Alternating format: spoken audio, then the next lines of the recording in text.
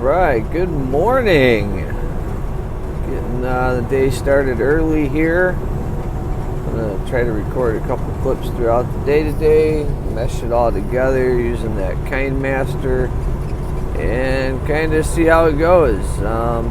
Again, still need to get one of those, what the hell's it called, like a DJI mount or whatever, but got to get some money in the bank first, so... you see the flashing lights. Yes, those are mine. If you look over in there, you can see they're mounted. Ooh, that's bright.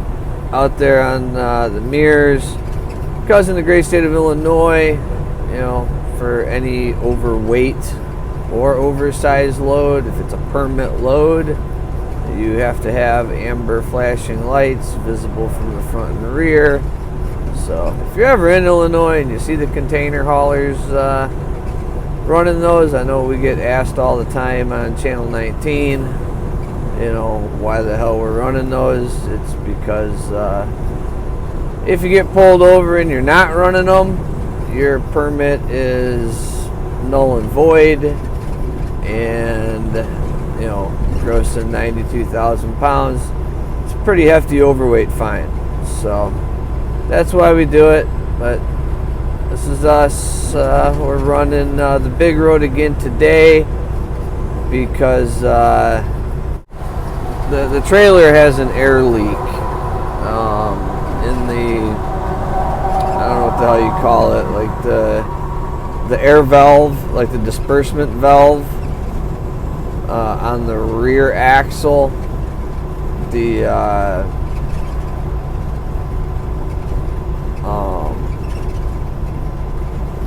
Like the pressure release valve on that is not working correctly, so every time we hit the brakes it starts bleeding off air. So if we take the big road, we don't have to hit the brakes, versus going down the back roads and stopping for all the stop signs and red lights. Just figured this would be a lot easier, and again, it's cold enough. I think it was 9 degrees when I started just after midnight, and plenty cold enough to keep the tires from blowing up, so we are good to go. But I am going to cut this off right here because it is shaky as shit. Alright, so quick update. I'm going to show you if I can. Some of this stuff. God, I don't want to get shit all over my truck. My pickup. How do I... What? Now it's not going to let me turn it around? I fucking hate the iPhone. Okay, well, I had to replace this morning. This is the airline for the steer axle brake chamber. I don't know if you can see. You see it's got that little cut right there. Yeah. Yep, she was a leaking. Easy job. I think it was like $22 for the airline. Picked it up at International. I want to say it was like 22 and then some change, something like that. And then just there was a 22 millimeter wrench, and like a 17 millimeter wrench. Super easy to get, off and back on. So it's probably the cheapest repair I've ever done to that truck. Shit, even the light bulb was like fucking $20. So super happy about that. But that's what I did this morning, so I figured I would pass it along, share it out. It only took me from the time I pulled up probably 15 minutes. The hardest part was getting the new one to get the threads started. The one side is like a nut, that's like will spin. The side that goes into the brake chamber is like fixed, so you have to get that one started first and get that one tightened down, and then bend the hose around to do the other side. And it's just weird how it's like angled, the T-fitting that goes into the top of the brake chamber. So that took a second to get it, actually get the threads started and get it going. That was probably the fucking hardest part of the job. So yeah, if you ever have one of those leaking, I definitely wouldn't be scared to change it yourself. Couple of wrenches and it's just taking the old one off and putting the new one on. Why anybody...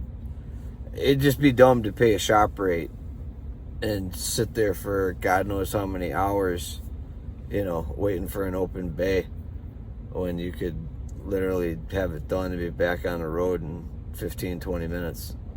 But yeah, that's what I did this morning. Gonna get loaded here in a little bit and head down to Joliet.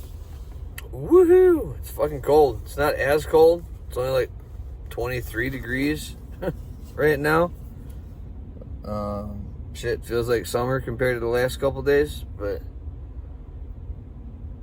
yep, head down to Joliet. Alright, we're back. It's now Thursday afternoon.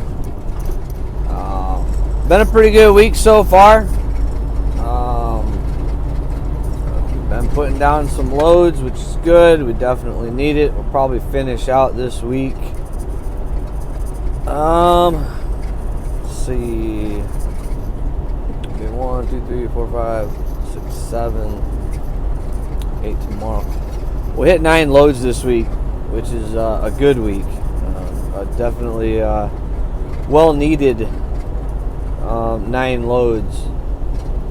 So hopefully we can do that again next week. Sounds like they got a lot of bookings that just came through. My customer did. So as long as the containers are there, sounds like next week will be a really good week too. If I can string probably 3 or 4 of those together, we will be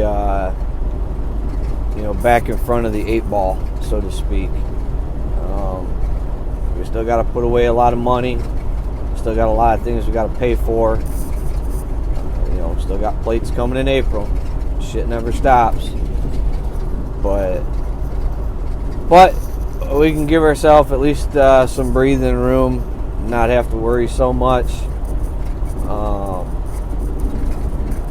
And it probably would have been a 10 load week, but I had a little bit of a mishap last night. My customer closes at 4:30. I got back there probably about 10 after 4, somewhere in that neighborhood, and about probably 2 miles away from the customer, maybe 3, I noticed the brakes were getting slow to release when I would leave a stop sign, make turns and whatnot. And by the time I got over there, we went to back on the auger, and it's still got snowpack on the ground because it's a gravel lot, and then it's concrete right under the auger. And so that was plowed off and good, but where the tractor sits was still snowpack, and it's kind of on an angle. And so we got backed up. They started the trailer axles started locking up, so I was kind of dragging it around on the ice and the snowpack. But then we got it backed up, and it's probably about a foot away from being loaded, from being backed all the way onto the auger. And that was all she had. It just, tractor tires were just spinning. The trailer was locked up, on the concrete, so it wasn't going nowhere. Ended up using a front end loader to kind of push me up and out of the way so that I could put some stuff in the airlines, because that's all it was the cold weather. They were freezing up on the way, and just him pushing me out of the way broke it free a little bit. But by the time that happened, it was 4:33. So the inspector was already gone, and then we had to wait till 7 o'clock this morning to get loaded. So the upside is I got to sleep in and get plenty of rest, get caught up on some rest. Downside is, didn't come in until about 5:30 this morning. Replaced that brake line on the passenger steer axle, and then we got loaded. So it's just gonna be a long night. And so tomorrow, instead of doing 2 loads tomorrow and then 1 Saturday, because now, every night my second load is not getting loaded because I'm not getting back until after 4:30.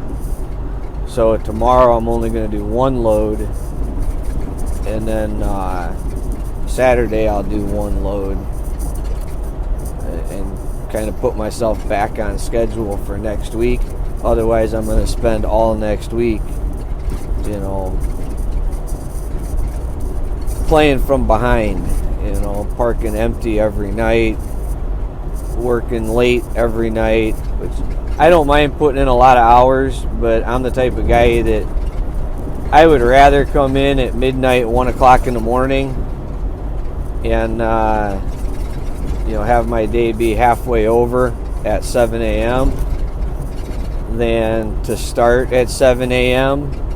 and have to mess around with traffic and all that crap all day long. It ends up adding time onto the day because you're out here dealing with traffic, especially on these back roads.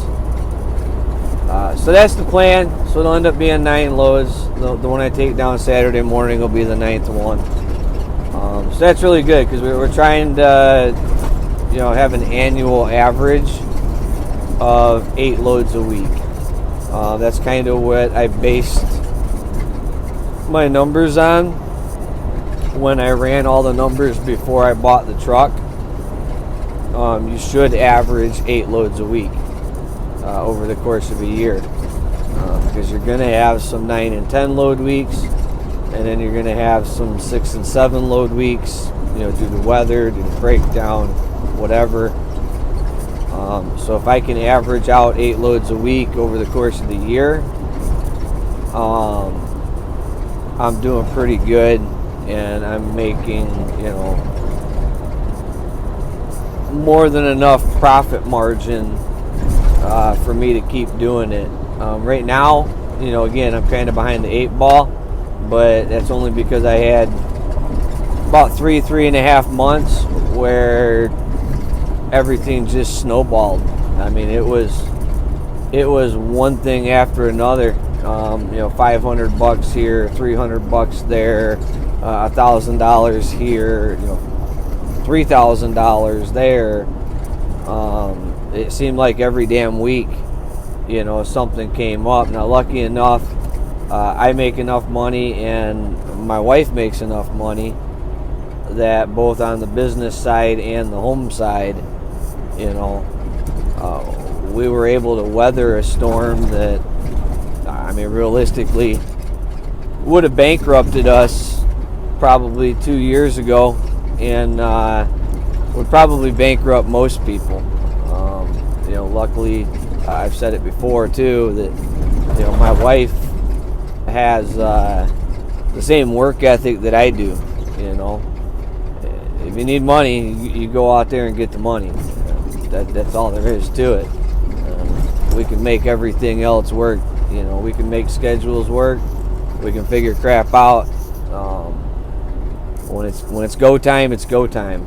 So I'm very, very, very lucky in that sense.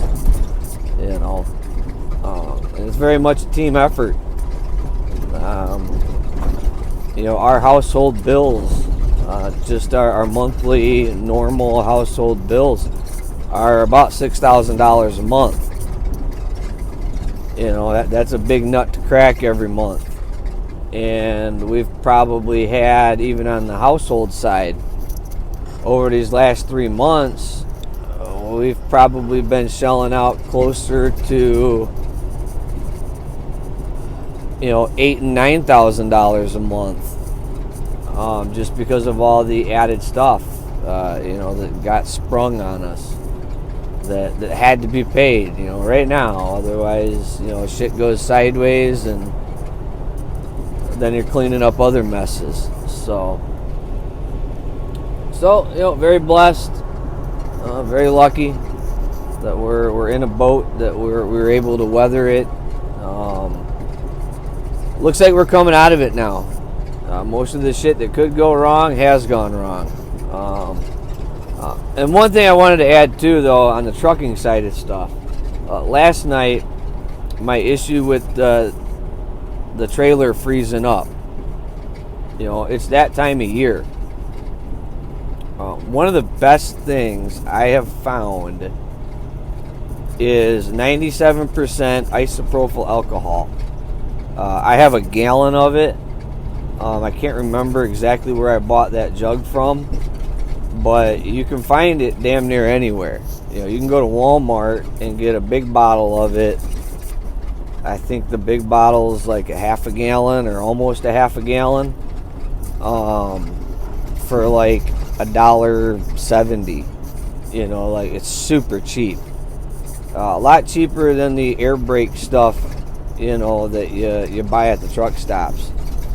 Stock up on that stuff. It does the trick, and it does the trick fast. I put a little in the airline, hook it back up, set and release the brakes about 3-4 times, jump out, fill the airline up again, hook it back up, set and release the air brakes 3-4 times, get out, fill it up again, the red line, the service line. But then that third time I put some in the emergency line too, the blue glad hand, and get back in the truck, pop and release the brakes about 3-4 times. Then I let my air pressure build back up, and I hit the brakes, like stand on the brakes 3 or 4 times just to activate that emergency line. So that way it's good. I mean, these brakes were completely frozen.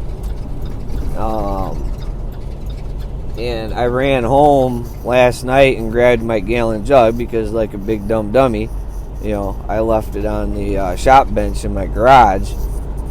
So I had to run home, grab it, ran back up to the truck. I did that. They went from completely locked up, froze, to like brand new, in a matter of 5-10 minutes. I mean, didn't have a single problem with them this morning when I came back in. Got the trailer down there to the rail yard. Absolutely no problems, no hang-ups, no dragging shoes or anything like that. So that's a recommendation there. I swear by this stuff. I like it. If you own a trailer and it's your trailer, you're hooked to it all the damn time, realistically shouldn't have to deal with that issue a whole lot. You know, maybe once a year when you get to that time of the year where it's warm, a little warmer during the day, and then, you know, freezing cold at night, you get the condensation buildup in the lines. You know, so I don't know how it is as far as like, you know, drying stuff out, drying out, you know, O-rings or whatever is in the trailer air system. But if you're doing a lot of dropping and hooking like I am, you know, that stuff, that you got to have it on the truck. You know, it's a lifesaver when you need it. And, you know, if you're somewhere trying to hook up to a trailer, especially, you know, if you're doing dry van, reefer, you know, whatever, you know, me, if I hit one and it's all locked up, I can go grab, you know, if there's 3 or 4 other trailers I can choose from, you know. But if you're in like a power only type situation, or you're running for a larger carrier that does a lot of, you know, drop and hook freight, you know, that trailer is your trailer. And if you're there hooking up to it at midnight, 3 o'clock in the morning, you know, that kind of scenario, and she's froze up, you're just kind of SOL if you ain't got nothing to fix it. You know, and you can sit down under there, crawl around with one of them little torches and try to heat everything up and all that crap, or you can just use the alcohol, get it freed up, get it to where you got to get it, and then it's on to the next one, right? So that's my little nugget, I guess, for this video. I'm gonna see how this one pans out. I kind of did it, you know, a little bit, a clip like, you know, from the last 3 days kind of deal, only because I was busy and dealing with stuff. And so I'd just get home at the end of the day and be like, oh shit, I forgot to record the next clip. You know, I had originally planned on doing it all in one day and doing like a daily vlog. It just didn't work out that way this week. Again, I'm coming from behind the 8 ball, so I'm trying to hustle and put down loads and put out fires at the same time. So it's just how it worked out this week. But next week's a new week, right? Who knows? Maybe I'll throw another video together between Friday and Saturday and put that out Saturday. I don't know why, but for me, those videos seem to do a little bit better. I think when everybody comes back off of home time on Monday morning, they tend to get back through everything. But at any rate, I would love your feedback. You know, let me know, am I wasting my time here, or am I on the right track? I don't know. Like I said, I guess I'll just keep putting out videos and we'll see if it gains traction, you know. So this is probably going to be it for this video. I don't know. I'm just kind of winging it at this point. So if it is, have a good one. Thanks for watching. I appreciate it. I'd love to get some feedback down in the comment section. You know, if you have any questions or anything like that, any topic ideas, I'm always looking for topics. Otherwise, it's just kind of how my day is going and what I'm dealing with. You know, that's just kind of how it goes. I am going to call International again here in a little bit. And when I got this truck, there's 4 or 5, there's 6 clips that hold the grill on in the front. It's like screwed on across the bottom, and then there's 4 clips across the top and 1 clip on either side. And I didn't realize it because again, I'm kind of always driven Kenworths, but I didn't realize that the 2 side clips were already missing when I purchased the truck. And because I'm bouncing up and down these back roads all day long, every now and then it would, like, the other clips would, like, pop out. So, like, I'd have to walk around the front of the truck, and I'd notice it and have to kind of hit it to put the clips back in. And I think in doing that, it got progressively worse, because I think the clips just, they're not springing back like they used to. The clips are worn out. And with the frigid temperatures, one of the top clips actually snaps. And so now it's only 3 clips and it ain't holding worth of shit. So I'm going to call International and see if they got those clips in stock. And I might swing by there on my next round and pick those up, get those, get that figured out tomorrow or Saturday. And just, I don't think I'm at risk of losing it or it, falling off, because it is screwed in on the bottom there. But it's definitely one of those things where the sooner you fix it, the better. Let it go too long, it's going to end up screwing it up at the bottom where it's screwed in. It's going to end up bending that or some crap, and then I'm going to be screwed, and then it's probably going to cost me $2,000, to fix everything. So, where the clips, I'll let you know, but I mean, I can't imagine 6 little clips costing more than $15. But I guess we'll find out. So, at any rate, have a good one, guys. We'll holler at you later. Bye.